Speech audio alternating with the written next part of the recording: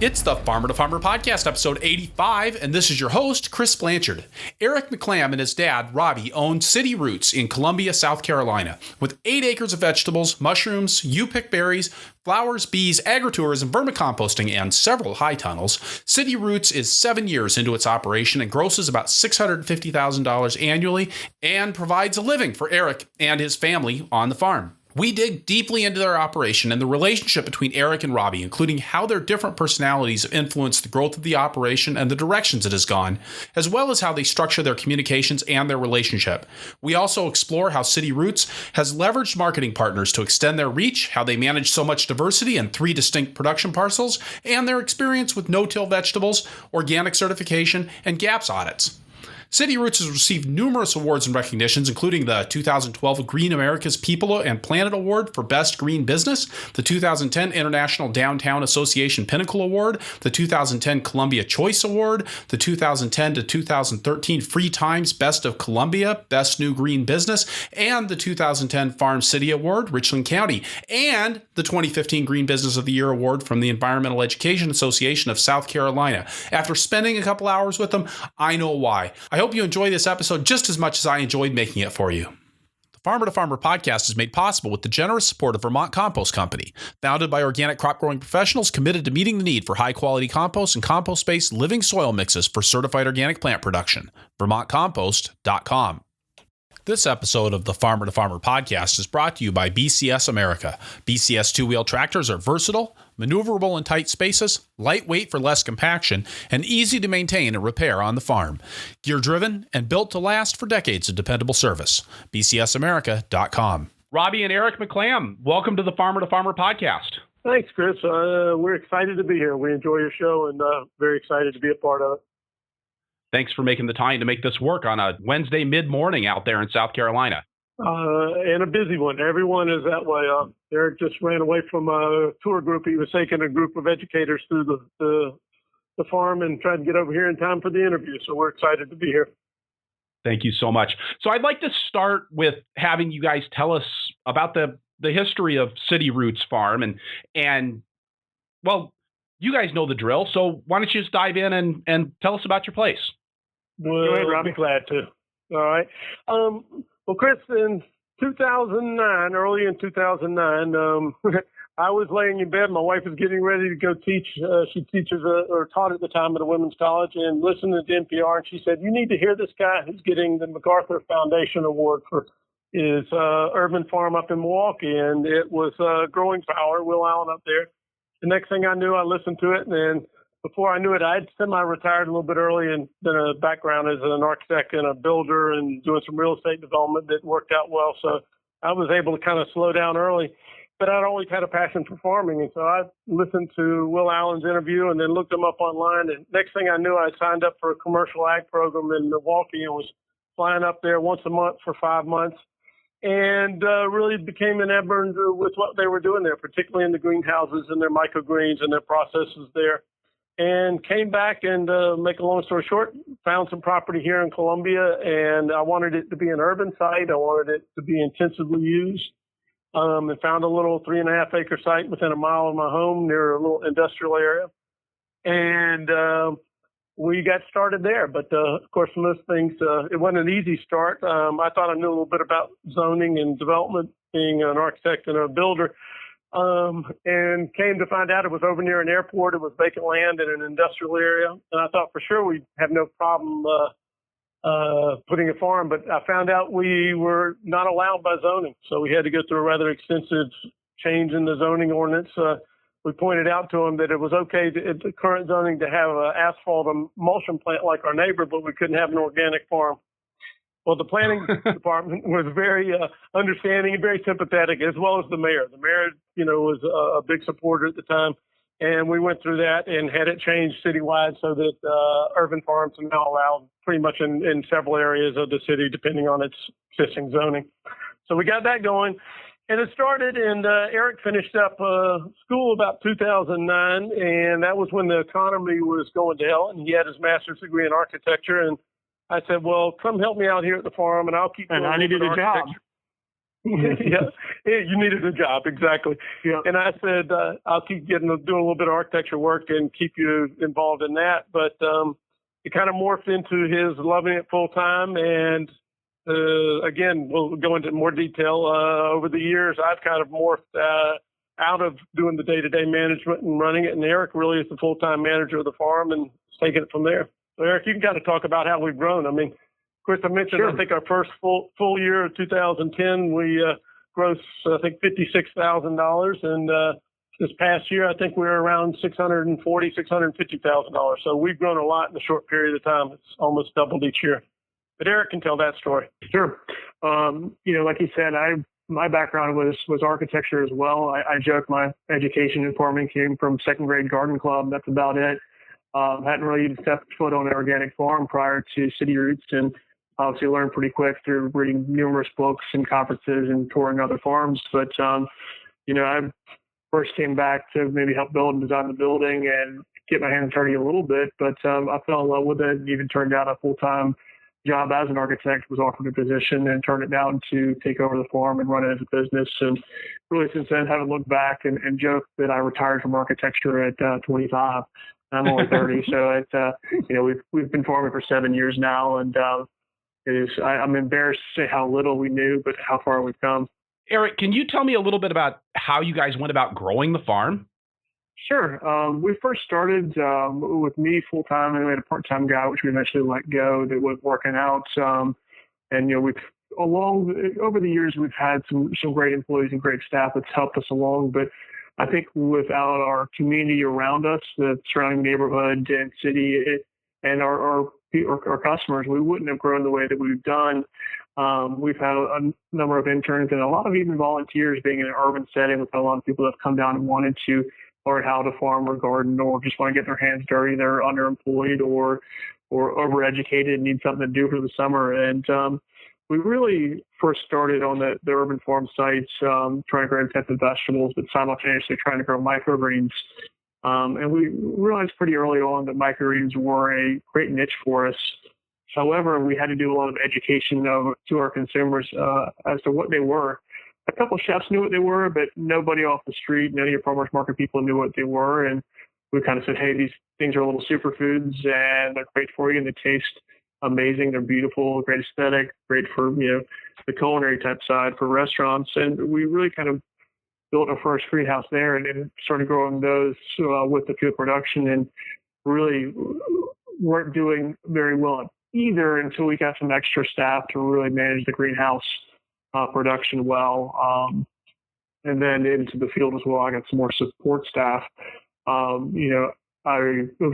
really enjoyed the field side more than the greenhouse, although I've always recognized the greenhouse really kind of pays the bills.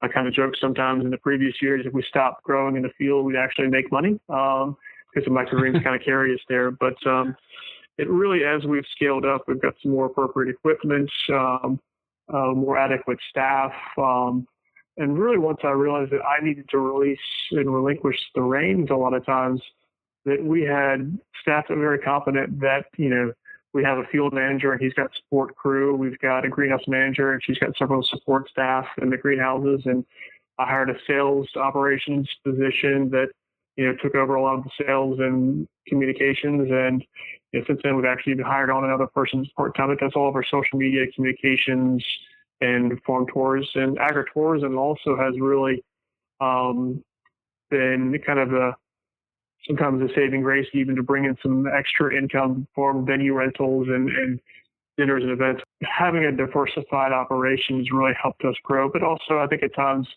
spread us too thin, and happy to kind of discuss those things as well. Yeah, Chris, if I can weigh in, I think Eric said it well. I think one of the reasons we've grown is he's young enough and at the time naive enough to try everything. So my role has been kind of slow down, to try and slow down and say, whoa. If it was up to me, we'd have one greenhouse and we'd be poking along pulling weeds by ourselves. But Eric has been rather fearless, and it's been a nice yin and yang between us. We get along very well. The real growth, I think, is a result of Eric. And then what we've done with some of our bigger accounts. It's the Pareto principle, 80-20. 80% of our income probably comes from 20% or less of our clients. So it's been a fun road. Well, so you mentioned that you're grossing about $650,000. Are you guys making a living on the farm with that? Yes. I mean, one of our goals from the beginning was to, and I think it's in our little mission statement, was to actually sort of create as many jobs as we could with, a living wage. And we joke part of being sustainable is having a sustainable income. But I have to confess, I was fortunate to be in pretty good shape financially when we started this. But after the first year, I got scared. I looked at Eric and I said, I think I've got a black hole here. This cannot continue. This is not sustainable.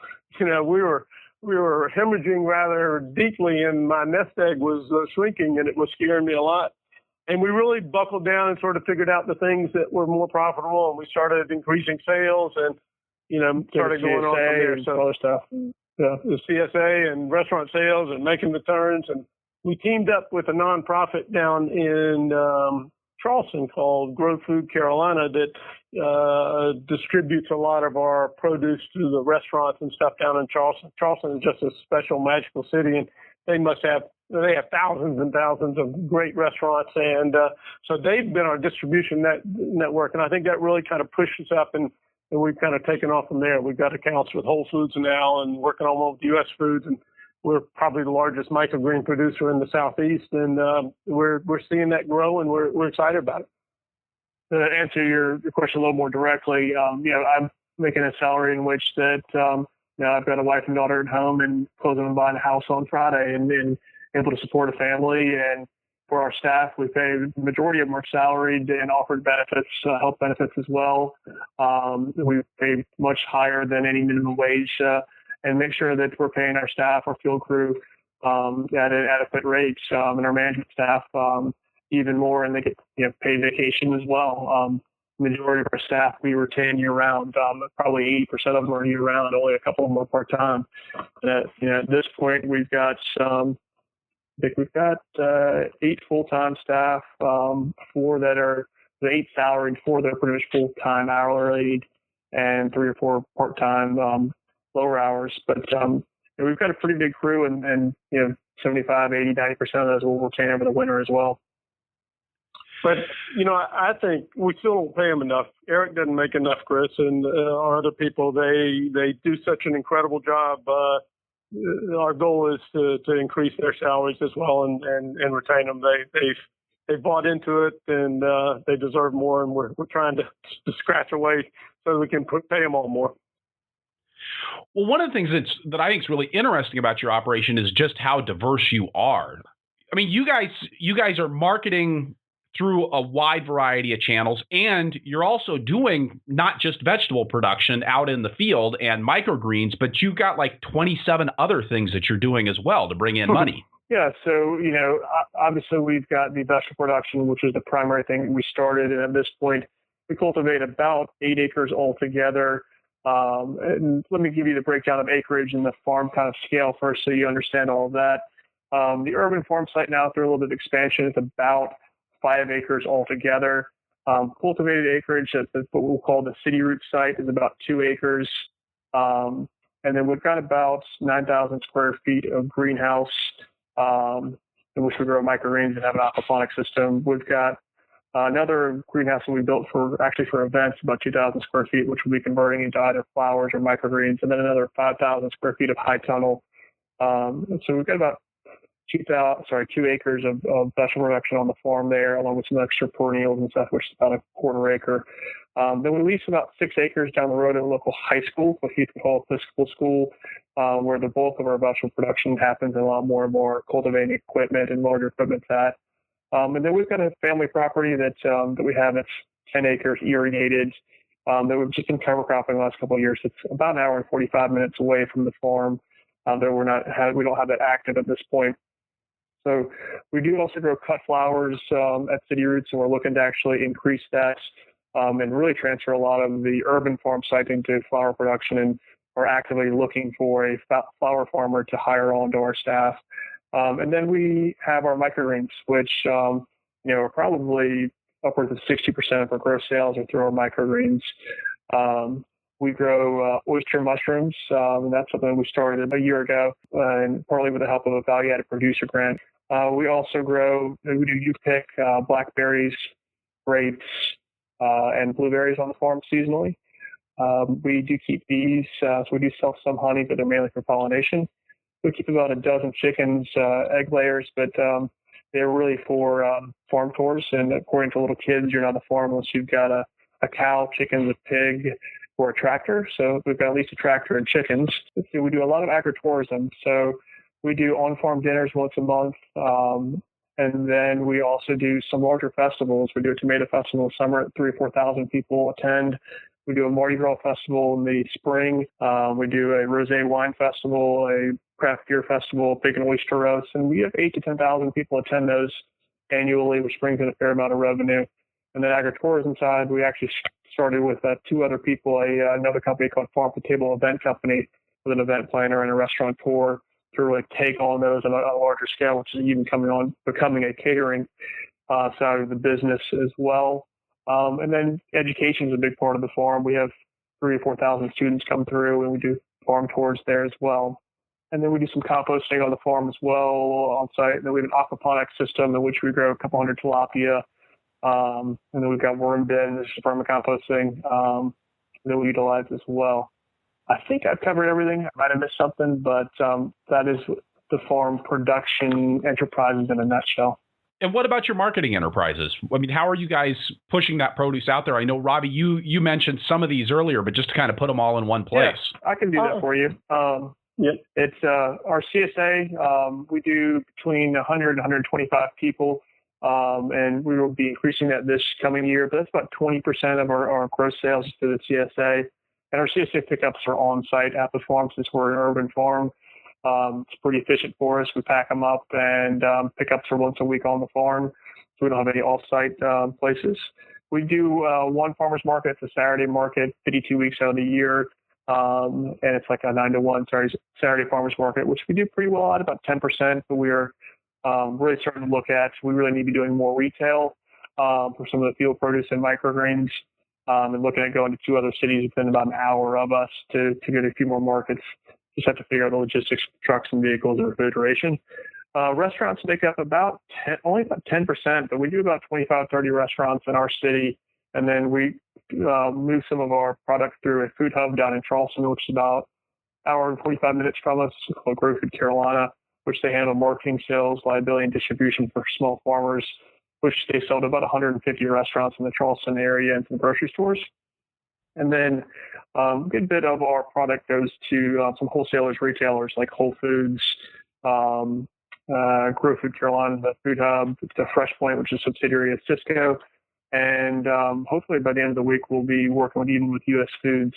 I just finished up the paperwork with them as well. So we've recognized lately that it's much simpler for us to pack up several $1,000s worth of microgreens to one large group than it is to do it piecemeal to much smaller restaurants and customers that walk in. And then we do have some walk-in. We have a farm building, and on-site sales is probably 2 or 3% of what we're doing. But we do a little bit of that as well, and hope to grow that as well. Chris, if I could add in, one of the things that I think has helped us a bunch, and I want to make a plug for it, is that we are organically certified. Particularly with our wholesale accounts with Whole Food and Grow Food Carolina. That's made a big difference. And the other thing I really want to make a plug for is our friends down in Charleston at Grow Food Carolina. They really sort of saved us back a few years back, and they're just wonderful. We tried to break in down there under marketing and drive down and visit restaurants and give them samples, and everybody loved them. But it was just a tedious project, and they had that whole network there. So we're probably in 75 different restaurants in Charleston at any one time. So it's been fun. But the organic certification, I think, was very important, and it's helped us a lot. It's kind of made us a little bit more distinct. And then we have GAP certification as well, and then carry a bunch of liability insurance and things like that have made that a reality. With the organic certification, is that covering all your production enterprises, the mushrooms, the tilapia, or is that just focused on the vegetables and the microgreens? Not quite all of them. At this point, the mushrooms we'll probably look at pretty soon. We're waiting for the group we get our spawn from to be certified, although he helps our certifier in South Carolina we use is Clemson Department of Plant Industry. And the person we get our spawn from is helping them figure out how that might work for their certification. So we're waiting on the people we get our spawn from to then certify. And then our flowers aren't yet, but they probably will be. The aquaponics system with NOP rules is kind of a difficult situation that we haven't even bothered it. The aquaponics system is a really neat system. However, it is a teeny part of what we do. And it's just kind of passive at this point with a couple hundred tilapia. And we sell a good bit of watercress and nasturtium blossoms, but we don't market those as organic because we don't have them certified. But, all of our microgreens, all our vegetable production is certified organic. Tell me a little bit about how you went about the GAPS certification process.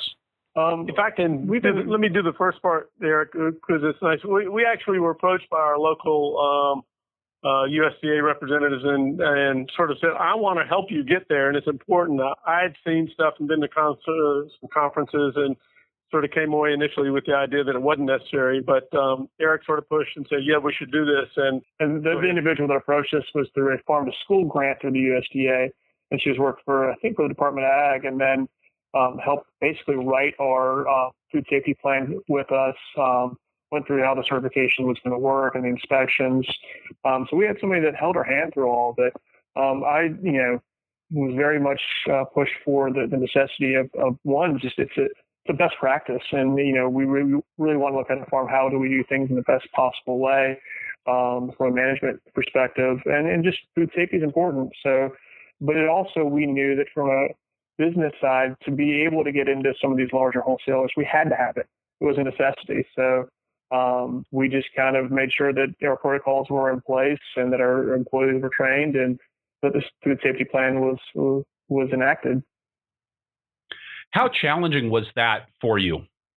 Let me jump in. I did the sort of flow charts that were required as part of it. It's kind of fun. As an architect, I like drawing them and did them all freehand, and we walked through all those sort of things. And then Eric did the legwork with them on site as they walked through and identified things that might be missing. And but it wasn't nearly as challenging as I thought it was going to be. Eric, you may feel differently because you did the actual walkthroughs and have kept them current. But what do you think? Well, it's just the tedium of the record keeping. But record keeping, I know, Chris, you hark on it all the time, is vastly important to any farm as well. So, if it didn't get recorded, it didn't happen in the inspector's mind. And so just like organic certification, we got to keep all our records for that too. So, and what I found also is that, I've got to delegate so much on the farm now. And these are some of the food safety stuff I've delegated to one of my other staff that make sure they're checking all of the boxes. So we make sure that we have somebody that's in charge of it. And that's one of the things that we've recognized with the farm and management is that, somebody's in charge of each area of the farm. We've got somebody that manages the mushrooms, somebody that manages the microgreens, somebody that manages office sales and operations, somebody that manages our social media, somebody that manages the GAP stuff. And, I can be more and more hands-off to look at bigger picture stuff. I joke I'm less and less a farmer and more of the accountant and other things and not in the field or on the tractor as much as I like. But I think that's with any business growth. But I miss the days where no one called me or bothered me and I could just be playing out in the field by myself and have dirt under my nails. Hopefully, as you grow, you get to a point where you kind of turn the corner on that, where things are taking care of themselves, and then you can kind of get back out and have more fun. I think we're getting close there, Chris. A little anecdotal thing I've learned. Eric just came back from almost a 3-week vacation, well-deserved, went up to the Northeast. I have to admit I was very anxious about running the farm alone without him because they'd gotten so big and so many things going on. But I joke with Eric, that farm can keep going without either of us. Our staff asked me hardly any questions. They all knew what they needed to do. They have the authority to make decisions and go forward. And, so I was just running around the whole time there, signing checks and, doing my little cleanup projects and working on special things. So, but it was a real eye opener and a real pleasant surprise to see how well it runs and how well our staff has bought in and feel ownership of the farm. So it's something I wanted to brag about for them. Why do you think that is? I know a lot of times when you talk to farmers, they'll say, well, what you say, if you ask folks, what's the most challenging aspect of your farm? Organic vegetable farmers will say 2 things. They'll say weeds, and then they'll say employees. If I underestimated anything, it was the trouble that comes from weeds. The employees, I think I don't know, part of my career, and I'm 62, was, 5 years with the state government. I was head of a state agency, and we spent a lot of time about human resources and how to handle people and how to treat them and what makes people meaningful. And throughout my career, I've paid attention to that. And I hope when our employees listen to this podcast, they know I mean it. We respect them very much, and we try to give them the latitude that's necessary to make choices and make decisions. And, we try not to micromanage. There's a lot of things that are being done the way I wouldn't do them personally, but, at some point you have to give people that authority and respect it. And because they're certainly not getting overpaid. They're not getting paid enough to do the hard things they do every day, as you can well imagine. But, they're proud of what they do, and we're appreciative of what they do, and it seems to make a difference. And, not all our employees have worked out, but we're now at a point where we just got such a great crew. I hate to see the thought of any of them leave, and yet they do. And we have a succession that works well. Our sales managers help us, triple our income and ran the office and did everything. Bobby, he's on his way to Portland, Oregon now, and moved out there with his partner. And we were thinking, how are we going to replace that? And we sort of replaced him with two people, but the new people are great as well. I don't know. We just feel very lucky right now with who we have on staff. Having put so much emphasis on delegating those responsibilities downwards, how do you manage staff transitions? Yeah, I think it depends on who it is and how it is. And probably the best example is with Bobby, who just left. He let us know 5-6 weeks in advance that he was planning to do it. And we always knew we couldn't keep him forever. He was only 26, 27 there, but full of energy and a great person. So it gave us time to think about it. We had him help us write up a job description of what all he did and his duties and how he did it and when he did it. And then we started looking around for folks to fill in. We've transferred some of the responsibilities to Frances, who had been with us for a while, and she took part of it. And then we hired a new staff person who happened to be the sister of our field manager, and who we think is the best find we've ever had. I'm talking about the field manager, and I think his sister may be the second best find. She's working out great as well. So, it's with a little bit of planning, a little bit of luck. And I think maybe the best thing, and Eric, you help me here, we've had a pretty extensive internship and volunteer program, and probably 80 or 90% of the people that were with us were first volunteers or interns. So we kind of got to do a little shakeout, and we kind of found people that we thought were so good we couldn't let them go, and found full-time sort of things for them. So it's been a good testing period. Yeah, I mean, it's one of those things that, if somebody is an intern or worked with us that we think we really want to retain, I mean, I'll literally take a pay cut to keep them on board. We find a way to financially make that happen. Good people are hard to find, and what we do, we want to incentivize them to stay around. We've had people that didn't work out particularly well, and those are the harder things. The HR side of things are not the things that I enjoy when there's conflicts, because they always do arise. But communication, I think, we've found to be the most critical part of the management structure of the farm, that we got to make sure everybody's talking. I recognize one of my things is that I'm probably not meeting with them enough. And one of the things I've realized over the years is that, I got plenty of shortcomings and things that aren't my strengths. And if I can be humble enough to recognize them and hire somebody to do what I can't do because I can't do it, and they've got a better strength at it, I'll do that. I'd much rather have somebody that's passionate about it handle it than it's something that I'm going to drag my feet on. And to know that I have to delegate, and it's been hard to do over the years. And I think, as the farm's matured, it's something that we've recognized and said, hey, we need to let this part go or another. And another example we can do is that, one of our new kind of marketing communications individual is also heading our educational components. We hired on part-time, and it's been an amazing blessing. She's a background as a master's from the slow food school in Italy, and she's a food writer, and she's come on board to do a lot of that side of what we're doing and focused on. We never really got into the marketing, communications, social media stuff because it was the bottom of the totem pole. But now, wait a second, that's what the public see. This is what we need to really focus on a little more, and we've retained her as well. I'm not going to lie, we're pretty tight right now. Payroll is eating us alive, but we have an amazing team, and we're going to make that work. I think it's always a little bit of a stepwise thing, right? You need the people in place to grow the business, and you have to grow the business to have the people in place. Yeah, and there's exactly. always good. And it's a balancing act. So you're always going to be on one side or the other. You're either going to be understaffed and overworked, or you're going to be a little bit overstaffed and trying to make up the money side of things. That's balance being a verb and not a noun. Yeah, and we've done both, and it's always a balance. Chris, you hit it right on the head. This last season, coming into this year, I think we made the commitment to try to find and hire the staff we need to make it work. With that 5 acres that Eric mentioned out in Heathwood, we were converting what was a field of kudzu and debris, and it's taken us a couple of years to get it up and running. And last year, I don't even know if it was profitable. We had so much weed pressure. It wasn't. We've done a bunch of things there to improve that, and we've got a lot of staff on it, and it's been fun to see that turn around.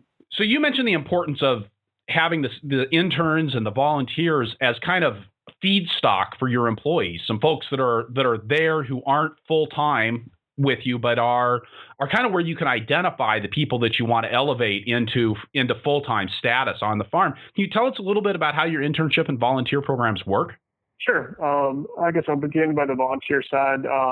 We've got a lot of universities around us. We have students that sometimes need class credit or some curriculum type stuff, and will come and want to work on the farm a little bit or writing a paper for class and want to volunteer some. And we get both high school and college students on the volunteer side, or some retirees in the neighborhood that just want something to do. So we recognize a couple people through that program. Actually, though, one of our longest employees at this point, about 5 years now, our greenhouse manager came on as a volunteer years ago and moved down from Ohio and volunteered a couple of times as a master gardener and worked up at Green Acres up there. And we were like, wow, she's incredible, and ended up offering her a job. And we started doing internships kind of early on, and they were kind of loose and not as structured as we would like. They were unpaid. They kind of helped out where they could, kind of thing. And as we kind of progressed, personally, I pushed very hard for having a paid internship. I felt that if that wasn't the case, that they need to be compensated. I know a lot of farmers have discussions about whether they should or shouldn't be. Obviously they're learning a skill set from us. That's kind of what you're receiving in return. However, I feel if you're doing hard physical labor in the deep South and it's this hot, you need to be paid. Those interns either come from, most of them are college students. Some have moved from other states over and stay with us for longer periods of time when we recognize that they're a good fit. And it's a good way for us to kind of vet those that are really understand what farm work means and that pace. And we look for competent, fast, hardworking people that get it. That we don't have to look over their shoulder to make sure they're working fast enough. Or it's not the person that asks every 2 minutes, "What's next, boss? What's next, boss? Hey, what do we do next?" They can look and are smart enough to say, "Okay, I think I understand what's next." And if they don't understand, they'll stop and ask me before they break something. But, it's something that, it does add to our payroll, but I think it adds to the importance of what we're doing, both on educating young new farmers, but also for us to potentially hire some of them on, and most of which, a couple of them, we always keep a couple on through the season. And if I can add something, 2 things. One, Chris, you may have heard it before. It's one of my favorite things. There's 2 things on a farm that can do a lot of damage in a short period of time. One is a tractor, and the other is a volunteer. That's right. So we keep that in mind. And back in the beginning when I was more active, I would tell all our staff when they would, complain that one of the volunteers had done something wrong or, had made a mess. I reminded them that was their responsibility, that they must not have explained it well enough or worked with them close enough, that teaching was an important part of it. The second thing I want to add is that, we try to tell our interns from the very beginning to ask questions. And much like we're happy sharing with you and your listeners what we've done, we like doing the same thing with our interns. We'll share them the financial side. We make them work the market. We rotate them from the greenhouse to the field to the mushrooms. So we do try to return the good fortune that we have having them on site with a full rounded experience. And we're still not doing that as well as we should. There's always room for improvement, but that's certainly our goal. And, we've had many of our interns tell us it's been the best job they ever had. And, like Eric said, many of them we keep and find work for them on a year-round basis. So we cross-train all of our interns across the farm in each department. But we also trying to cross-train all of our staff as well. So I want to be able to interchange our greenhouse or field staff at any time, or retail, or, the I've been on some nonprofits, and you say, okay, what happens if the executive director gets hit by a bus? What do we do? And want to make sure that there's a plan in place for how this place operates. So, what if I get hit by a file cabinet one day? How do we keep going? So, our planting plans are in place and work through with our field manager, and there's a lot of flexibility there, and that's something that we're kind of working on together. He's been with us about a year, but internships have really helped us build the farm and what we're capable of doing. Now it's my job to make sure that they have the adequate equipment and things that they need. And I've kind of, when I got back from my long kind of little sabbatical, looking at some other farms last couple of weeks, and realized that we need to invest more in some of our processing equipment and other things that will help them out, both just because of ergonomics, but efficiency. And we're really pushing to make the appropriate purchases to make this place as efficient as we can. I want to ask you about profitability, because you mentioned early on that one of the things that you did was to focus on your profitable activities, to figure out, where you were making money and to try to grow in those areas. And you've mentioned like the aquaponics is something that is sort of a little sideshow right now. And Eric, you just said we didn't make any money on that off-site place because of the weed pressure. How are you guys tracking profitability for different enterprises or different locations? Well, we're not doing a good enough job. That's something that we need to work on. I was going to say the same thing. Go ahead, Eric. You got it. Yeah. We do have QuickBooks. We do record all of our harvest and sales and all that kind of stuff, and we do try to delve into that. We can take a general look at that 5-6 acres that we're farming off site. Two things happened last year with that site. One, we got 23 inches of rain in 3 days and had flood conditions out there and lost the majority of their production during the fall in October. The second thing is that we didn't have enough staff to manage it properly, and weeds kind of took over. We didn't plant all of the fields there either, but the productivity of there diminished because we didn't have the appropriate equipment. But I could look at what our payroll was for our field staff, look at our vegetable crop sales and say, okay, these don't match. We definitely lost money up there. I don't have a hard number, but I can look generally and get some rough estimates and say, no, this wasn't working. But, to go into some of the enterprises about, how we look at them in profitability, we've done calculations for microgreens on how much we're making per flat, per variety, per time of year. And we've really dialed that in really well and know those numbers pretty well. The field's a little bit harder because every year, we first started about 6 years ago with an acre, then an acre and a half, then 2 acres for a couple of years. And last year we added 2 to 3 acres at the other site. Now we've got full 6 acres on that field. So every year, that number of cultivated areas really increased. The mushrooms we've got right now is not a profitable enterprise. It's kind of underwritten by value-added grant currently, but we're finally dialing that in and production's up with some of the other smaller things like chickens and bees and things like that. We know we aren't doing much with that. That's kind of like with bees. We actually have a beekeeper that's retired, and he manages our bees for us, and he takes the honey, but we just want the pollination out of it, and we kind of relinquish that to somebody else instead of one of our staff, because either I was going to have to become a beekeeper professionally or let somebody else do it on a volunteer basis. So some of the things we can kind of look at, and we also have looked at agritourism, and we've actually added a lot more infrastructure on the farm for that, but that's kind of the low-hanging fruit. We ran out our farm as a venue for weddings, parties and events. I'm embarrassed to say even fraternity and sorority events. But that kind of cash flow pretty easily. The infrastructure is already there. It's one of my staff members hourly paid for a couple hours. We really net a lot more off of running the farm.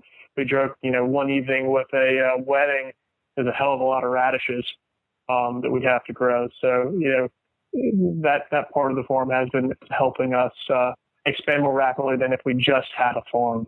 And we net $30,000 or $40,000 each year off of venue rentals and agritourism and school tours, and that doesn't really take much of our time or resources to do so if we already have the infrastructure in place.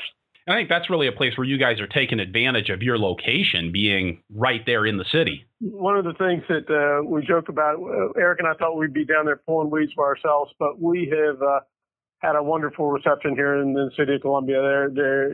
We're not a food hub by any means, but we've won all kinds of awards, national, local, regular, for best green business, and we're in the paper regularly. And if any of the newscasts wants to do anything related to farms, they come interview Eric or I, and people. And we have these bigger festivals, and people know what's going on. So it's been great. We've been very, very well received, and we're a little bit humbled by it. To tell you the truth, it kind of surprises.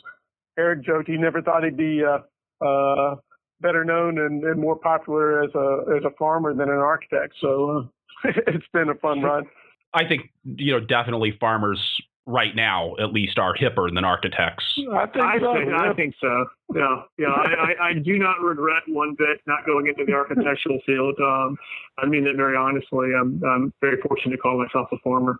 One of the things, Chris, you asked, and we both started to answer that last question about profitability pretty quickly, is we don't track it well enough. But two things. One, I had wanted to calculate how we did last year at Heathwood, and Eric wouldn't let me. He said, "We know we lost money. Don't make me see how much we lost." But then he promised that this year was a new year and I would be able to track it. So some of the times when I'm down in Mexico, I pull out all the records and I start grinding them. And I've had a great time doing that. We love spreadsheets as well. And I did that with the microgreens and shared it with our folks there. And, we make some choices. We grow some stuff that are kind of lost lead items that take forever and they're not very profitable on the microgreen side. And yet, sunflowers are twice as profitable as some of the others, but we still grow them. At least we grow them knowing that some of these things don't make money. Well, taking back into a little bit of history of how the profitability has kind of flowed from 2009 to now, the first year roughly, we were very, very, very much in the red. We kind of turned the corner by doing a CSA and get some cash flow up front. And each year since then, because we put so much back into infrastructure, we've pretty much broke even or had a slight profit most years. Some years, maybe a slight loss. And when we've had those, they've been a nice tax break for us. But over the past couple of years, we've really kind of started to turn the corner on the profitability. But we do have a small operating loan that we've used for equipment and some other stuff. But otherwise, every year, we've continued to build infrastructure and from our capital that we've built from the farm revenues. How are you guys structured as a business? Are you guys a corporation, a partnership, or are you still running this as a sole proprietorship? From the first 6 or 7 years, from the very beginning, it's been an LLC. And then when Eric came on board, he was brought in as a member. And then right now we're an S Corp. And Eric has 50%, and my wife and I have 25% each of it. Okay. And so that allows you you're paying yourself a salary when you say that you guys are taking a loss. Does that reflects that salary coming in? Is that true? It does. Eric gets a salary. I don't take a salary. I do get health insurance. So I work for my health insurance. And my wife is in the same boat. She was very active when we first started, helped us get rolling, but she's not as active on the farm as she was before. I'd say it's not true on every farm that I've talked to, but on a lot of farms that I've talked to, that role of having somebody who is not drawing a salary and who can really focus on the things that are important but not urgent has been an important piece of a farm's development, especially in those early years.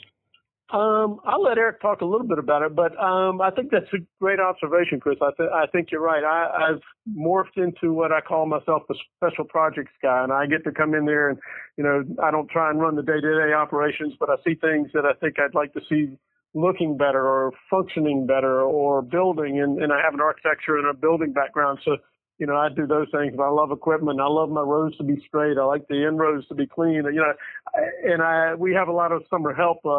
Some Urban League kids were my favorite, these high schoolers that have never had a job before. And I said, all right, guys, come on, let's have some fun. You guys have to keep up with a 62-year-old. Come on, let's go. And we have a good time. We get it done, and we sweat like dogs. This summer, I tell you, as I mentioned earlier, July has been brutal, but I'll lose 5 pounds every day when I come in from just sweating, have a few beers, and try and gain it back in the evening. I think we had 17 days over 100 so far this summer.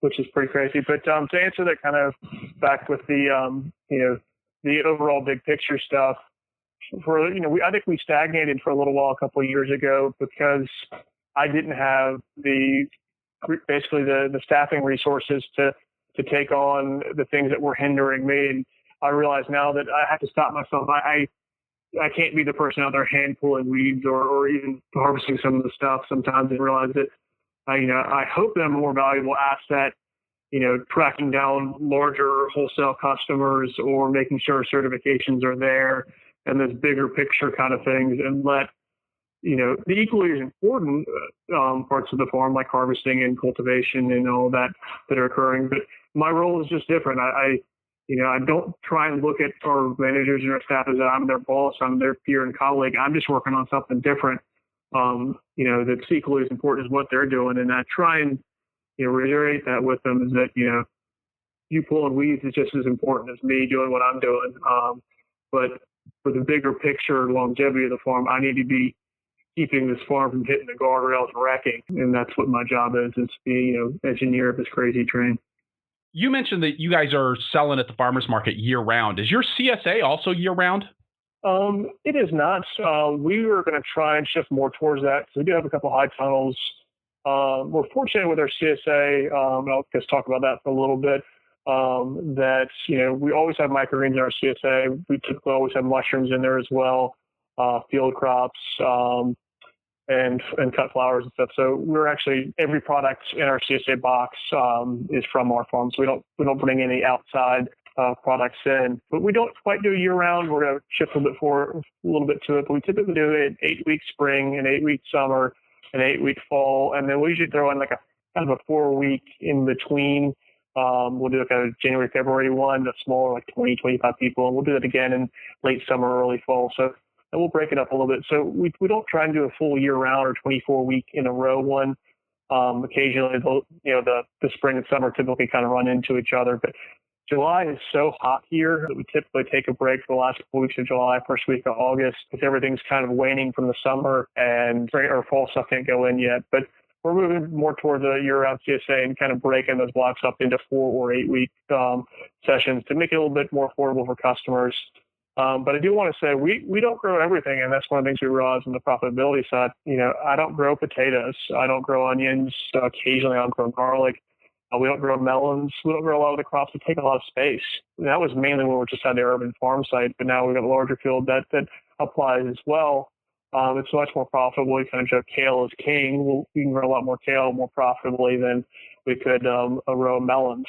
And I've never grown sweet corn and never will for that same fact. But we've got several precision Jang seeders. We have a Gang 12 Jang 12 row seeder and several of the individual ones. And we'll actually intercrop in between our 3-row bed transplanted stuff too. So we really push as much productivity as we can out of the fields. And we really want to make sure that those are things that are profitable. We try and push that very hard and that we can sell well or cut and come again type options like kale. How cold does it get there in the wintertime there in Columbia? We are in zone 8. We're kind of a hot 8, but not that cold. We'll see several freeze events throughout the year, snow maybe once a year, but we use plenty of row cover out in the fields. We get frost a couple times a week in the wintertime. I don't know, Dad, what do you think about that? That's about right. Relative to Wisconsin, it's a balmy winter. Well, relative to Wisconsin, everything's a balmy winter. Right. But no, we can grow a lot. It becomes a matter of the daylight hours but we only lose about, I think it's mid-December to mid-January when we have less than 10 hours of daylight. So it's a workable winter. We can basically grow over winter. We can pretty much grow year round, and that's why we're going to probably shift more towards some year round CSA. And we never stop growing. Literally, our microgreens are 7 days a week. I'll come in and water microgreens on Christmas, unfortunately, to my wife. But, and in the field as well, we've got stuff out in the field year round. Obviously, more of your cold hardy brassicas and root crops and stuff. But we can still grow leafy greens over the wintertime for the most part, especially in our high tunnels, which you obviously get a jump start on some of the spring crops in there and summer stuff too. But Eric, if I could add, I think that's one of the things we're looking at adding, though, some more high tunnels to get a little bit more production in the wintertime in particular. We've kind of looked around and most of our greenhouses and high tunnels are used. It's sort of recycled as part of our sustainability. We market ourselves as a sustainable farm. We tell the story. Our first greenhouse was something we bought from a guy that used to be a tobacco seeding greenhouse. And so we tell him we've gone from growing poison to, the most healthy food you can probably grow in microgreens. So it's been fun. But we found going secondhand has worked very well for the greenhouses and the high tunnels. And we like building them. We enjoy the building side of stuff. And I'm very fortunate that my dad is rather skilled in construction. A lot of times I don't get to build them in their entirety, but usually he'll manage the construction of one of these things. And one of the things we found also that we'll go to our local metal fence company around the mile or two from us and buy a lot of the metal material, the purlins, a lot of the pipes, and all the nuts, bolts, and fixings for about a third the price of your greenhouse company. We'll order the trusses, the plastic, and the blowers and all that from our greenhouse companies, but it is significantly cheaper for us to go get the pipe down the road. With that, Robbie and Eric, we're going to take a break. We'll get a word from our sponsors, and then we'll be right back with more from City Roots in Columbia, South Carolina. The Farmer to Farmer podcast is made possible with the generous support of Vermont Compost Company, makers of Fort V and Fort Light potting mixes for certified organic transplant production. And while it's hard to start thinking now about next year's potting soil in the middle of the current season, you don't want to miss participating in Vermont Compost Company's fall pre-buy program. When you order Vermont Compost potting soil for next year's growing season, you can save significantly on the finest potting soil that I personally have ever used. There are many great options for significant savings. Vermont Compost Company organizes shared truckload weeks when they organize and group orders by state or region. When you place your order to ship on one of these shared truckloads, they offer discounts on the purchase of your potting soil. Plus, they consolidate the orders so growers also save on shipping fees. Now, if you want to get the best possible deal on Vermont compost potting soil, order a full truckload. If you don't need a full truckload yourself, get together with your farming friends and neighbors and order a full truckload together. This option offers the best possible price per sling bag or pallet and the best possible shipping rate. It's also the best option for growers who are a great distance away from Vermont. Growers who pre-buy full truckloads often end up paying a price for their sling bags that is lower than what growers pay for a sling bag picked up in Vermont. The fall pre-buy program runs September 21st to December 21st. For more information, visit the website vermontcompost.com. Bandwidth for the Farmer to Farmer podcast is brought to you by BCS America. BCS two-wheel tractors are often mistaken for just a rototiller, but it's a truly superior piece of farming equipment. Engineered and built in Italy where small farms are a way of life, BCS tractors are built to standards of quality and durability expected of real agricultural equipment, the kind of dependability every farm needs. I've worked with BCS tractors for over 24 years, and I wouldn't consider anything else for my small tractor needs. And I'm not the only fan. More than 1.5 million people in 50 countries have discovered the advantages of owning Europe's most popular two-wheel tractor. And these really are small tractors with the kinds of features found on their four-wheeled cousins and a wide array of equipment: power harrows, rotary plows, flail mowers, snow throwers, sickle bar mowers, chippers, log splitters, and more. Check out bcsamerica.com to see photos and videos of BCS in action. bcsamerica.com. All right, and we're back with Robbie and Eric McClam from City Roots in Columbia, South Carolina. You guys mentioned that you got a value-added producer grant to do the mushroom production. And I think you got a value-added grant before that to work on your microgreens production. Can you tell me a little bit about how that process worked, how you were able to use that to leverage your business? Glad to, Chris. I did most of the paperwork on it, and I think that's one of the benefits of having a little bit more time. Eric was able to focus on the farm and stay on it. And it was a little intimidating at first, but I've actually had a state job and been head of a state agency. So the paperwork doesn't scare me too much. It's just a matter of clearing your head and clearing out space and sort of methodically going through it all. And then you circle back around and you find you forgot something and this has to match up with that. And on the first one, I even had an outside person who works with one of the governmental bodies and wanted to help us review it. And she added a lot of editing and helped go through it. But it was worthwhile. It was great. I forget the numbers on it, and maybe Eric, you can add at the end what that was for the microgreen grant, but it was for the first year of that, and we were already producing microgreens, so we didn't have to produce a business plan. It was something we already could show what our sales were, and then we did projections on what we would like them to be with the grant. And that was a couple of years ago, and we far exceeded our hope for growth on that. The microgreen production really ramped up when we got Whole Foods on and Grow Food and started shipping throughout the Southeast. Well, if I could interject, the way that kind of functioned, it was, I think, for around $50,000 or $60,000 over a period of a year. It was for operating capital. It was a matching grant, so we had to have $60,000 in matching funds. So it was a 50-50. It was a 50% from the USDA and 50% from us. So we had to prove that we had $60,000 in our checking account. So we had to go through one of our local banks and make sure we had funds in the operating loan to exceed that if we had to. And so there were some things we had to do on the financial side to make that a reality. But at that point, we've been in operation for years and had plenty of equity to be able to do so. Yeah, I'm glad you added that. That was kind of critical there. And fortunately, we were able to do it. So when we started to think about applying for another one, we were at the tail end of the microgreen BAPG grant, and we decided to apply for mushrooms. We were already producing it, and we'd had mixed results. It's a little tricky, but we worked a lot with one of your previous guests, Trad, who's been on your program. Trad's been a big help. We've had him down, and he helped us get started. But we went ahead and decided to apply for a 2-year grant, and at this point, we're very glad we did. We're about 2/3 of the way through the first year. But for that grant, we would really be losing some money. So it's helped us through the personnel side of it in terms of funding. We think we've turned the corner, and we're really now starting to produce it, and we're optimistic that we'll be able to make that a profitable component of one of our enterprises. But for that value-added producer grant, we probably would have given up on the mushroom production. We would have shut it down a little while back. Yeah. So what kinds of things has the value-added producer grant funded for you? Primarily staff. It'll allow you to get an extra employee or two in there. We're able to allocate some of my time and Eric's time as owners as in-kind matching. So we'll do a lot of the focus on the marketing side of it. It allows us to include in the budget some marketing as well. We've done that. What else is sales, marketing, delivery, and advertising for it. It doesn't pay for any infrastructure, none of that.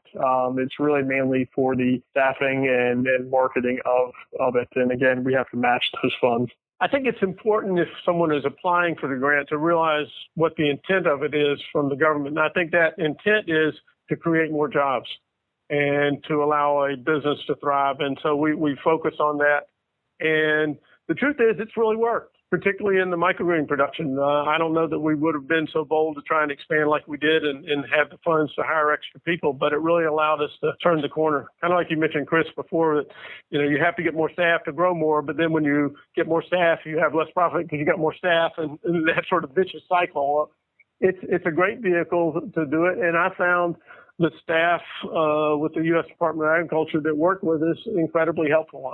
We found that in all the areas. We feel very fortunate here, and I imagine it's the same in other states. Have you guys used other grants as you've grown your operation? We have. One of the first ones that we pursued was through our NRCS, Natural Resources Conservation Service, through their EQIP program. So with that, most people are familiar with the high tunnel program. We installed one of those, micro irrigation, composting shed, cover cropping. We did a conservation activity plan through that as well, which a local nonprofit helped us with, for nutrient management and a bunch of things. So really, because we're certified organic, there are priority points for that EQIP program. And there aren't, we're kind of farming in a vacuum in Columbia. There really are only one or two other smaller vegetable farms around us. And then we've got one that's, does 2,000 acres of collards down the road. But for the most part, when we've applied for one of those EQIP grants, we've received one because there's funding available. And then the other one that we did several years back has been a whole other story in of itself, is that we were awarded a National Conservation Innovation Grant to convert our farm into no-till industrial production. It hadn't really transitioned as well as we would have liked, but we partnered with a professor from the University of South Carolina, Buzz Clute, who's a soil scientist, and I was really kind of inspired by Ray Archuleta at a talk a long while back about no-till and the importance of that. And so we kind of plodded along, planting multi-species cover crops and using a roller crimper and planting through those residues, and that helped offset some of the costs for the equipment to do so. And we've had mixed results with no-till, and I have not converted the entire farm into that. And it's kind of a hybrid now at this point of cultivated space and some no-till and then back and forth. And now we're currently working with our land-grant university, Clemson, to do some further share grant research with them. And we're just one of their partner farms to do those experiments.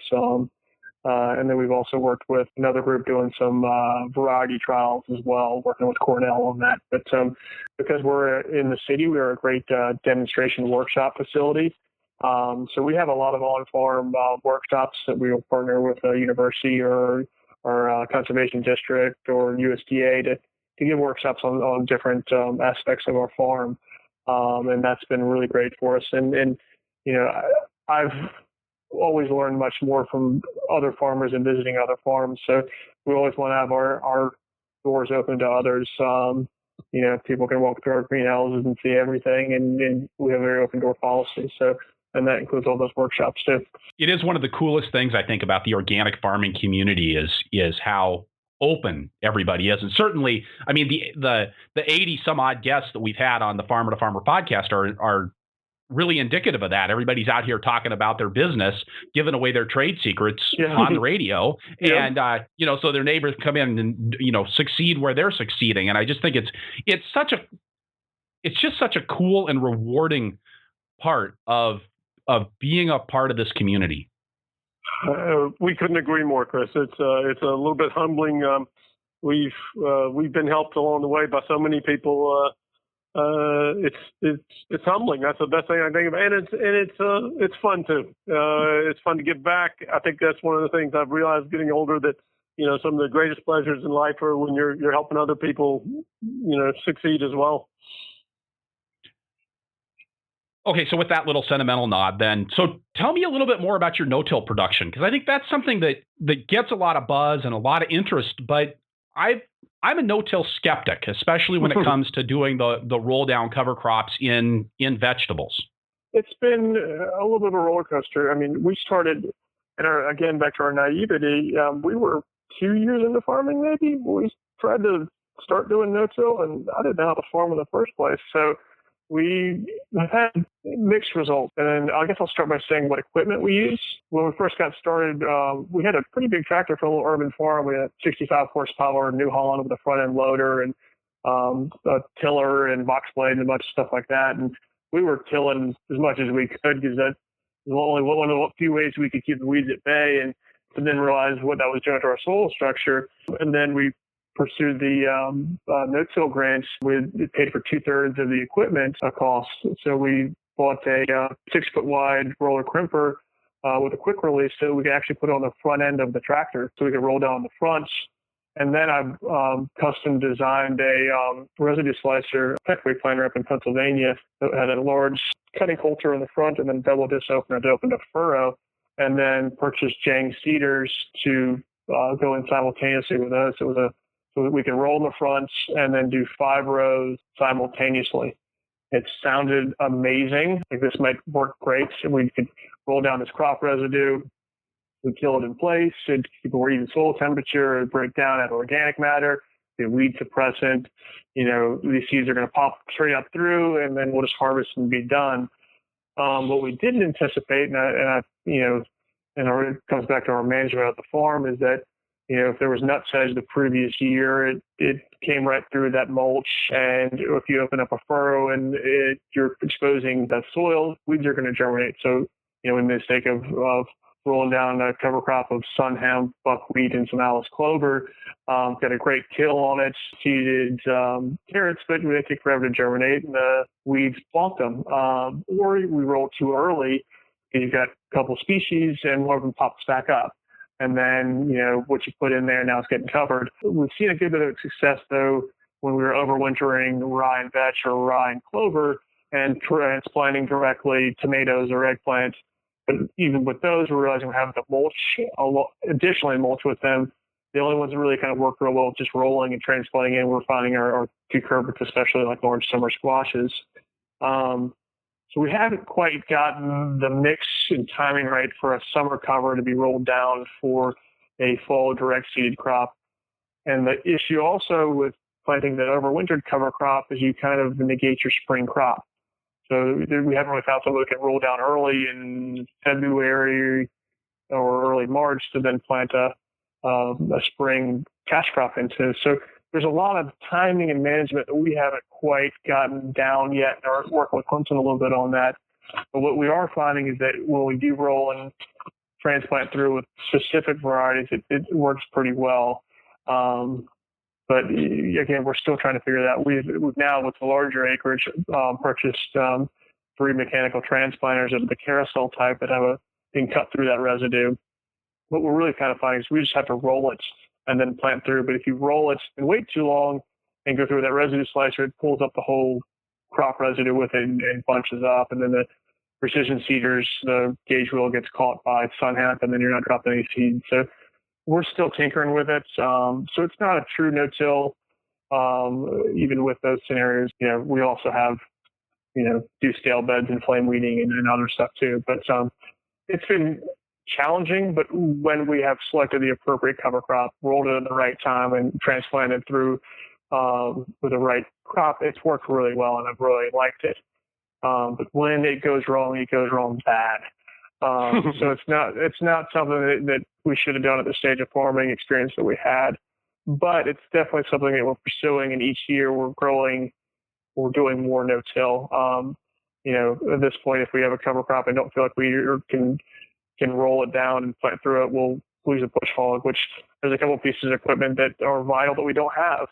What we're doing is we're spin spreading seed and then lightly tilling that in and getting the cover crop in place because we don't have a no-till drill. And so our next step, we've now gone to at a larger acreage. We bought a really neat piece of equipment after having 23 inches of rain and flooding. Realized we needed to go to raised beds. We bought, and I will say it wrong because my Italian's terrible, but by Maschio, I don't know how you say it in Italian, but from them a piece of equipment called a Tarzan, which is a raised bed shaper power harrow piece of equipment. So it's a dual power harrow bed shaper, which gives us a 56-inch bed top, about 10-inch raised bed on which we can plant our 3-row transplanter on, which are 20 inches on center, and can plant onto it. But right now, we can't really put in a cover crop particularly well on a raised bed like that without having to reincorporate it with that power harrow or something else, or just disking it down and plant it flat again. So we're going to try and look at finding a 3-point hitch mounted drill, maybe 6 feet on center, to be able to do that. So we're missing a pretty vital piece of equipment in the equation to do no-till. We may even pick up a flail mower at some point to knock some stuff down if we have to plant through. Or anyway, so there's some big pieces of equipment we need to purchase to make that happen. And while we're on the equipment talk, what we're using out there with the transplanter and that power harrow, we've got a 75 horsepower 4-wheel drive John Deere.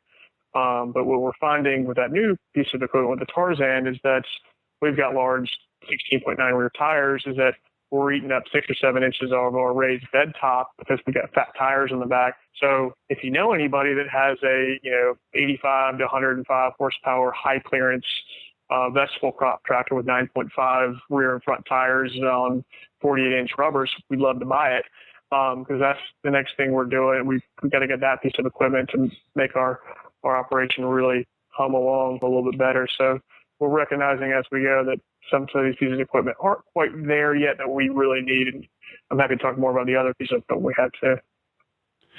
Well, tell me a little bit, talking about tractors, how you're managing these really 3 different plots of land with your equipment. It sounds like you're pretty spread out in terms of your field operations.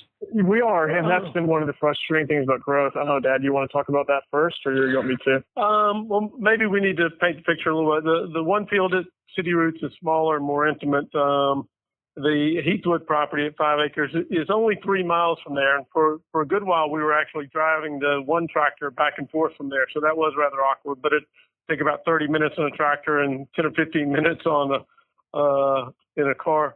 In our third location is Old Family Farm in Lake City, where we have about 10 to 16 acres that we've mainly kept under cover crop because that one really just is too far to get to and work with. So we have that in our future plans to do something there. So it is the tractor work. I think Eric's done a great job of looking at and looking forward and trying to find the right equipment. We kind of fumbled around a few times. What he didn't tell you is the two other tractors we have on the farm that don't work. Can I tell that story? Yeah.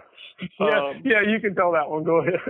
But so we, on the City Roots farm, we've got a larger 65 horsepower with a bucket, which we do all our composting with and turn our soil for microgreens and all that. And that now stays at the City Roots sites.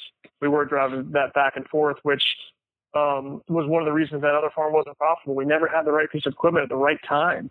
And it just never happened. So then we realized we needed a bigger tractor. We went with a 75 horsepower John Deere. And then we also bought a old Formal 140 cultivating tractor and actually widened it out to 6 feet on center. But it was an older tractor and it kept breaking down. And I call it the effing Formal because right now it's sitting in 6 feet of weeds and it's got a crack in the engine block that I didn't realize that I'm waiting for my tractor mechanic to get to. And I've been waiting on him for 6 months. And then because I was so unhappy with that, in the meantime, I bought a Case 265 offset diesel with some more horsepower. And I bought it at auction the first time, online auction. And I thought I got a good deal on it. It had some issues with the rocker arms, the lift arms in the back. I thought my mechanic can fix, but I didn't realize they only built so many of them and build them in Japan. You can't get parts. So I spent several $1,000s on lawn ornaments that sits on the farm. So we've got 2 great tractors and 2 that don't really work right now. So we'll probably either sell both or try and fix one of those cultivating tractors and have those dialed in as a cultivating tractor. But what we've kind of had to bite the bullet and realize is that we've got 2 farms and we need 2 pieces of it. We had to duplicate the farm essentially. And that was one of the big things that we had to spend tens and tens of thousands of dollars to really outfit the 6-acre farm Heathwood with the right equipment. So now out there, we've got a larger horsepower tractor to do our primary tillage. We've got a disc harrow. We've got a Williams tool system, which I love, with a Mater Mac on it for side dressing. We've got a 6-burner flame weeder that my dad and I built, a field cultivator, a 3-row transplanter, a bunch of Jang seeders, a box blade, and maybe a couple other little things out there, and then a couple cultivating tractors that don't work. So we've really had to pay up and get the right stuff, and we're still working on that lineup. I think vegetable farming is so much all about timing. Managing those multiple locations just becomes such a challenge, both in terms of the eyes-on management as well as actually getting the work done out in the field. Yeah, and what you realize too is like, okay, well, we now have to figure out how to plant both farms simultaneously. We basically only transplant out at the Heathwood farm because we have a mechanical transplanter and do a lot of the direct seeding, leafy greens, and more things that we need to focus a little more on at the City Roots site. But you think about how do you transport all this harvest? We had to get a refrigerated trailer, and thankfully the Food Hub, Grow Food Carolina, loaned theirs to us to be able to, because we contracted with them to grow a lot of greens and field stuff for them, that we were able to lease their larger refrigerated trailer from them. So we take that back and forth with our diesel F-250 every day, pretty much, or several times a week to harvest. Then run it back to City Roots to wash, pack, and process. So, I really wish I had one big farm. Having 2 locations is very challenging and very trying. And that's why we're going to move the City Roots farm more to just microgreens than just flowers. Have the other one just as vegetables so that, we can split the operation and my guy hasn't having to run back and forth for my field manager. So, how do we make these things work synergistically is a little tough. And it's a lot of, I joke, all I'm doing is heavy materials handling and logistics now. I think even on a small acreage like you guys are running between the 2 operations, still a relatively small business, it is all about moving stuff. Mm-hmm. That's what farming is. It's the process of moving things. With that comment, you're exactly right, Chris. One of the things that I think I'd encourage for your listeners is partnerships with other people. And one of the things you have to move, and Eric was just mentioning yesterday, I got to get on the phone. We're getting too many eggplant. What are we going to do with these? What are we going to do with the mushrooms now that we're doing it? And we have these relationships with some of our wholesalers and grow food down in Charleston, that we can actually contact them and say, help me move this product. And most all the time they'll respond. We do that with our restaurant chefs as well with things. It's about relationships. And I don't think I can emphasize that enough. None of us are doing this in a vacuum. We need other people to do it. And we've had so much help along the way. It's important that each farmer cultivate those relationships with their partners. It's something that John Peterson at Angelic Organics said to me a couple years ago. That he said to me that when you use a middleman to get your work done, like you guys are talking about this food hub down in Charleston, you're essentially paying that person to do a job for you. Mm-hmm. You're hiring work done, so that's why you take a lower price to sell to the food hub, is because you can make one call and say, wow, we got a flush of mushrooms. We got too many eggplants. Help us unload those. That means that you don't have to hire somebody on staff to call around to 75 different restaurants and sell a couple of pounds of eggplants and a couple of pounds of mushrooms to each one of them. They're going to do that for you. Exactly. And the beauty of, like, say, Grow Food, they take a 20% commission. Prices in Charleston are 20% higher, and it's a win-win. It is really great, and those partnerships extend all the way to the agritourism. That's why we formed a farmer table event company to do all the farm events, and the venue bookings, we outsource that to somebody else because I can't handle it. And those are all those little things that have been great, that benefit other people, and also helps pay another person a salary or hire another person. That again, it's another job for somebody. One of the things that I found really interesting about your farm when I first heard about it is the fact that you guys are really a father-son partnership. And you mentioned early on in the interview here that Robbie, you started the farm and very quickly brought Eric on board. I guess I'd like to dig in a little bit into how you guys have your relationship structured. And I think maybe a good place to start, Robbie, would be for you to give us a little bit of history about your involvement with the farm, because I know that's changed since the beginning. Okay, and glad to. Well, the interesting part is Eric is a triplet, so he has a brother and sister the same age, same mother and same dad, of which I play an integral part, and a younger brother as well. So at one time, Chris, we had 4 kids under 2. So farming is all about logistics. I think raising kids was as well. So we're kind of used to that. But our structure for Eric and I now is it's evolved, and it's evolved in a very comfortable and really, I'm happy to say, without conflict sort of way. I provided most of the financing to get it started, and then sort of drew a line in the sand and said, okay, now this farm needs to be sustainable, and we've got to work it. And Eric has responded very well and been sensitive to the price things and the profitable areas that we talked about. But he really has the freedom to make decisions with or without me. And because I'm out of the country about half the year at different times off and on, he's gotten used to that responsibility.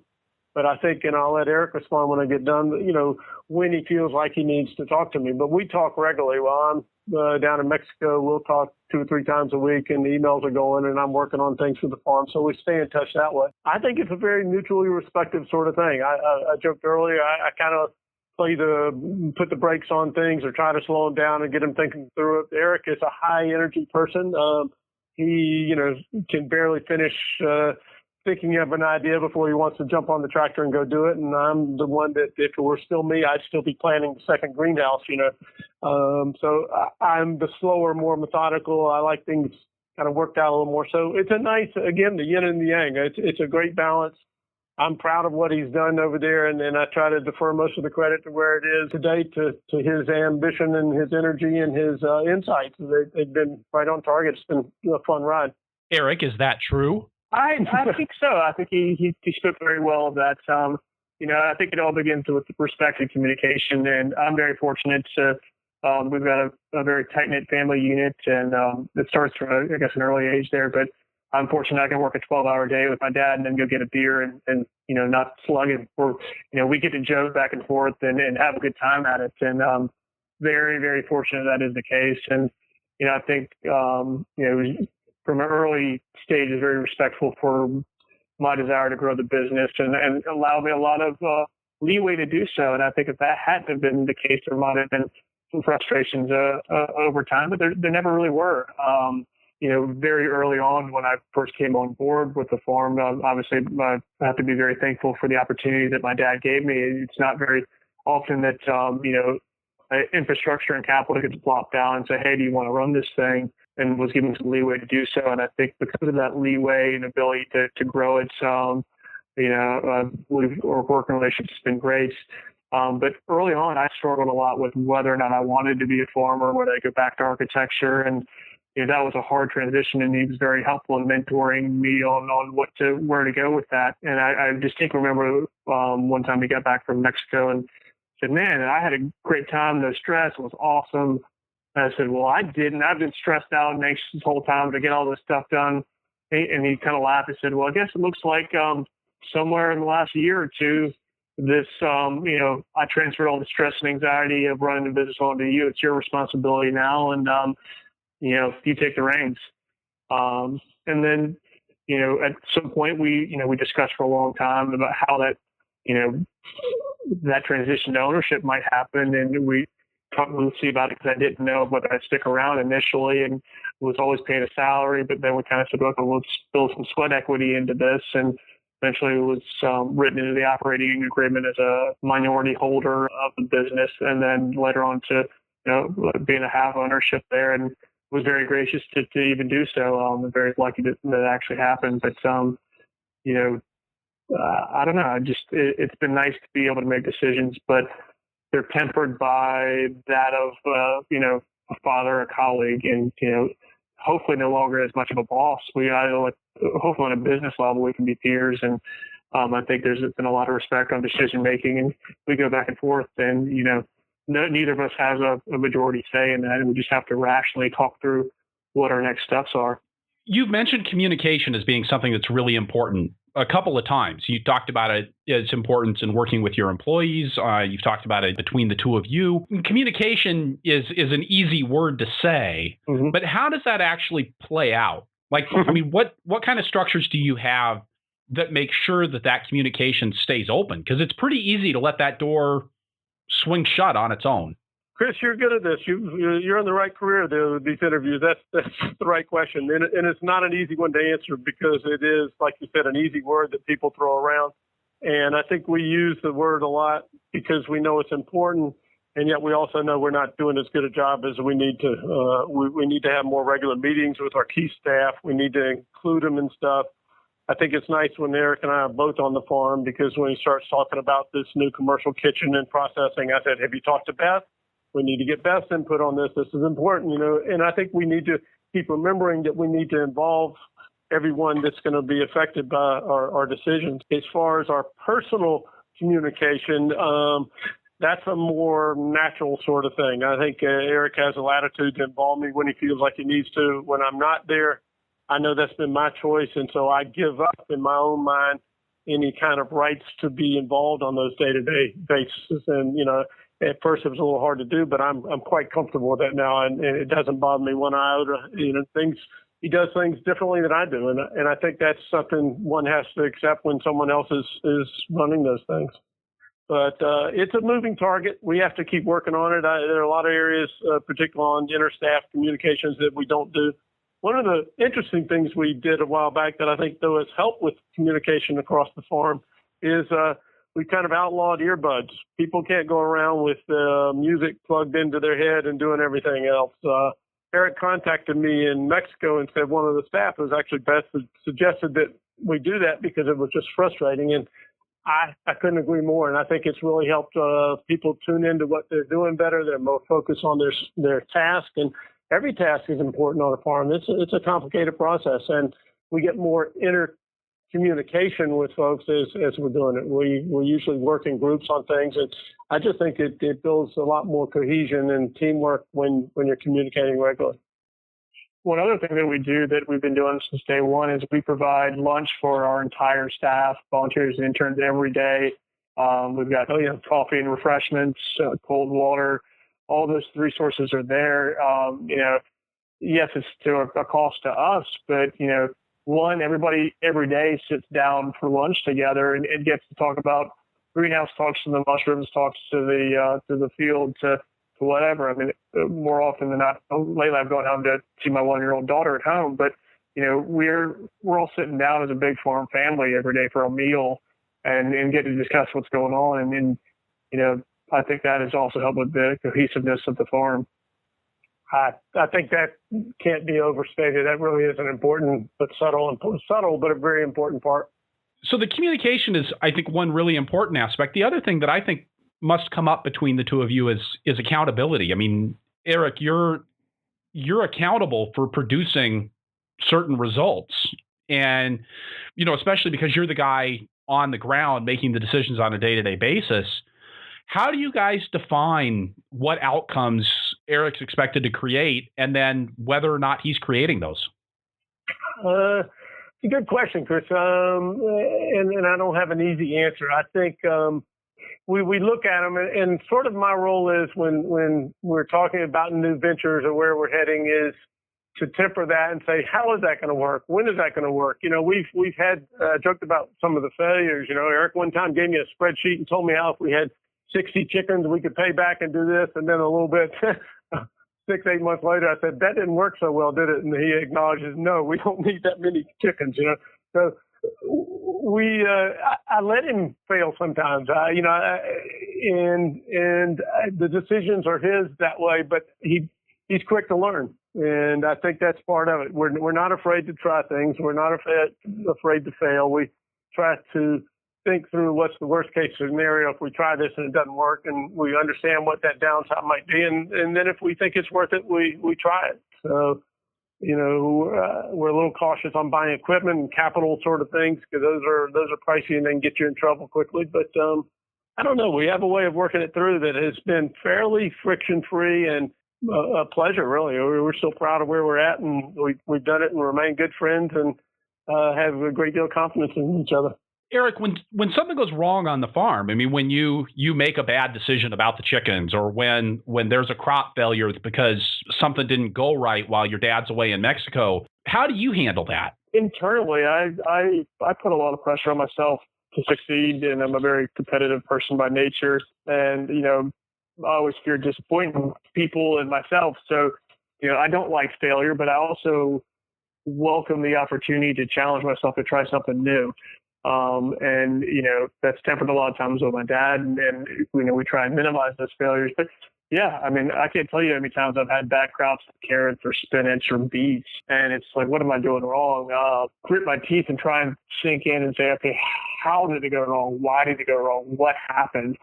And that's one of the things that we need to really focus on. And the problem, I would say a little bit, is that we've grown so fast in so many different directions so quickly that we don't have particularly good metrics yet how to evaluate how good or bad something was sometimes. So, we try and rectify the problems. If I could add, Chris, I'd say the one thing that has probably been the hardest for any farmer to learn is the managing employees and how to handle that. And if I've helped Eric in any particular area, it's sort of learning to face those early on. I think employee problems or morale problems are things that can be kind of insidious if you don't address them early on.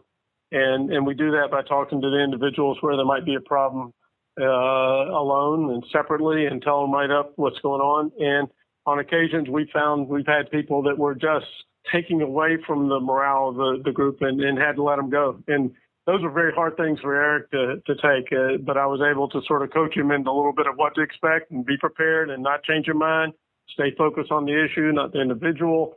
And, we'll try and end this relationship with this person on a positive note and try and help them go somewhere else. But that's always a tricky part. And I think most farmers probably hadn't had a lot of employee experience, and it's a slow learning curve, but Eric's picked up on it very well and listens well. And I don't have to beat him up on the other stuff. He's his own biggest critic on stuff, and he knows when things haven't worked out. And so I can't pile on those, but we're working on it all. Do you guys have a regular schedule for communicating? No. Would you agree, Eric? No, I would. Between you and I, like father son, it's a lot of times when problems arise or opportunities arise, we'll call each other or email. And I mean, I lately can't sleep too often because I got too much going on, but I'll email him at 10 or 11 o'clock at night, or, text him, or when he's in Mexico, I'll FaceTime him or Skype him. But, we talk when issues arise, and we may go a week or two without talking, or longer even. That wasn't always the case, but, with my confidence has increased in the farm, and I don't need to have every little question answered. But with our staff, we need to have more regular meetings, and they're kind of a little bit more sporadic. I'll go and check on each department periodically, but we need to have some more management level meetings more often. But that's something that we need to fix. All right. So with that, we're going to turn to the lightning round here at the end of the show. Eric, what's your favorite tool on the farm? That's always a tough one to answer. I would probably go with either the Williams tool system with a Mater Mac fertilizer distributor on that. If not that, it's the Tarzan Power Harrow bed shaper. But the transplanter was transformative for us too. So that's mine. Robbie, what's the best advice you've ever gotten about farming? Well, it wasn't the best, but the first advice I got was from a farmer friend. Says, "Do you know what you're doing?" and my honest answer was, "Not at all, Andy, or I wouldn't be doing it." Eric, what's your favorite crop to grow? I knew you'd end up asking me that question. Profitability-wise, it's definitely going to be the microgreens. In the fields, the lowly radish and hot turnips sometimes are a great thing to grow because you know what? I can't screw it up usually. So. And then for whoever wants to take it, what's next at City Roots Farm? The vision's always cloudy. I wish I had a crystal ball, but the direction I think we're heading towards is expanding our microgreen production. And to do so, we're going to probably build a 4,500, 5,000 square foot greenhouse this coming fall. We've got a couple other big wholesale accounts that we just got on board. They can actually take that production.